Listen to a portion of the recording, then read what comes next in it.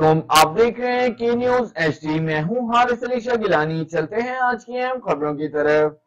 अब रुख करेंगे साहिवाल का, जहां से रिपोर्ट कर रही हैं हमारी नुमाइंदा महफिज सत्तार। कमिश्नर साहिवाल डिवीजन शुएब इकबाल सैयद ने कहा कि शहर में लगने वाली टफ टाइल ग्रीन बेल्ट्स की तामीर और प्लांट्स को लगाए जाने के काम की माहिरीन के साथ साथ मुतलका महकमों के अफसरान भी निगरानी करें। सीवरेज सिस्टम और सड़कों की मरम्मत का काम तरजीही बुनियादों पर मुकम्मल किया जाए और रोजाना की बुनियाद पर शहर में होने वाले तरक्याती कामों की रिपोर्ट कमिश्नर ऑफिस भिजवाई जाए। इन्होंने कहा कि तामीराती मंसूबों के सामरात बराह रास्त आवाम तक पहुँचाने के लिए वसाइल इलाकाई तरक्की और लोगों की फलाह बहबूद पर खर्च किए जाएँ।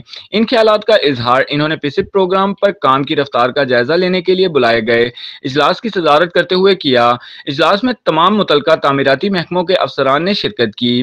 कमिश्नर साहिबाल शुएब इकबाल सैयद ने कहा कि शहर में तजावजात के खात्मे के लिए जारी मुहिम को मुंतकी अंजाम तक पहुँचाया जाए।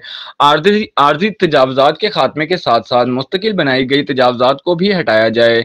इन्होंने अफसरान को हिदायत की कि वो अपने मामूल के मुताबिक दायरा कार से बाहर निकलकर लोगों की खिदमत के लिए आगे बढ़ें, अपनी सरकारी मामलात को लोगों की फलाह बहबूद के साथ जोड़ें।